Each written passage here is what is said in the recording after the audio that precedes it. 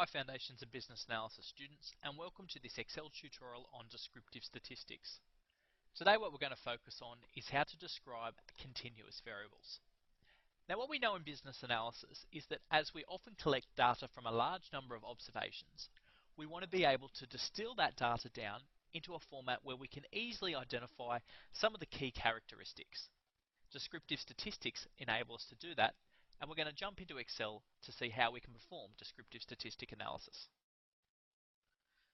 So what I've got open in front of me is our real estate case study, and the particular variable I'm going to focus on within this video is the sale price variable. So in this spreadsheet we've got observations for 1,200 different sales, and what we might be interested in is identifying some of the key characteristics of the sale price for properties within this area. So the way I do that is by selecting the data ribbon and clicking on the data analysis toolpak. Now if the data analysis toolpak is not added in, you'll need to go through the process of adding that to your browser. So I select data analysis, and here I've got a list of different tools that I can apply. The one I'm focusing on is descriptive statistics, so I'm going to select that option and click OK. For my input range, I'm going to select the range whereby all those house prices fall within, which in this case is cell B2 to cell 1B 1201. And I'm going to make sure the box down here is selected for Excel to report the summary statistics for me. I'm then going to click OK.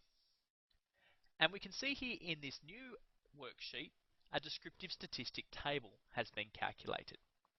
So if I want to interpret this descriptive statistic table, what I can see is that I use descriptive statistics to look at three different components of a variable's distribution: the center, the spread, and the shape of the distribution. So looking at the center first of all, the mean or the average sale price is $225,701, while the median house price, the median being the observation in the middle, is $199,700. The mode, or the most frequent observation, is $155,000. So we can use those three descriptive statistics to get us a feel for the center of this variable, or the middle observation for this particular variable.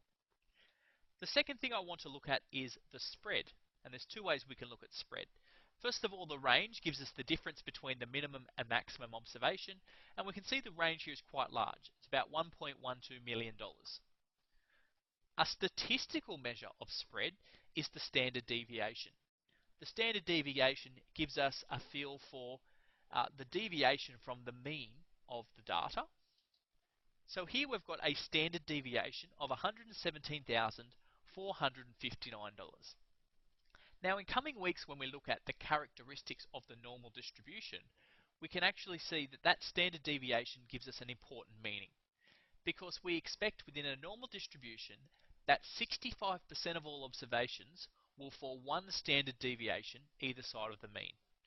So if we take this average value and we add the standard deviation, and then we take the mean value and subtract the standard deviation, that will give us a range within which we expect about 2/3 of house prices to fall.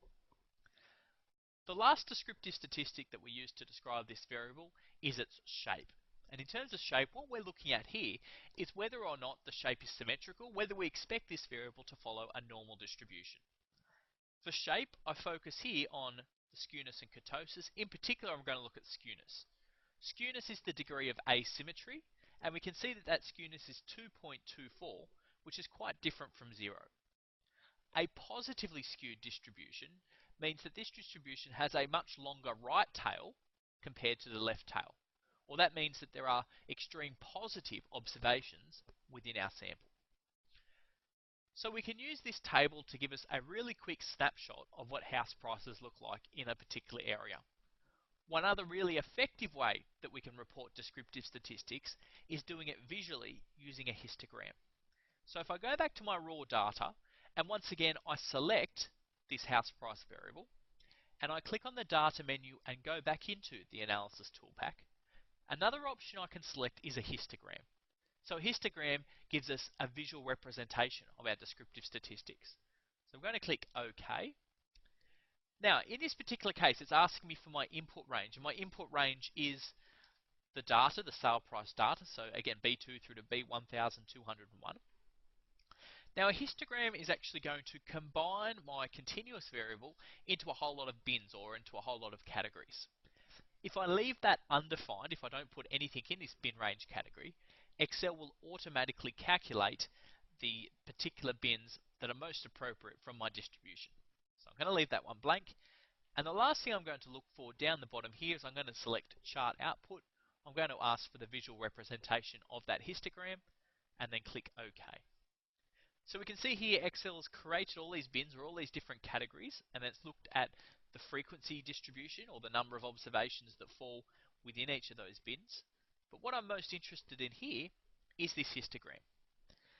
Now, we can see that this histogram represents the data we saw before, because on the earlier chart, the descriptive statistics told us that the midpoint was around about $200,000, depending on whether we use the mean or median.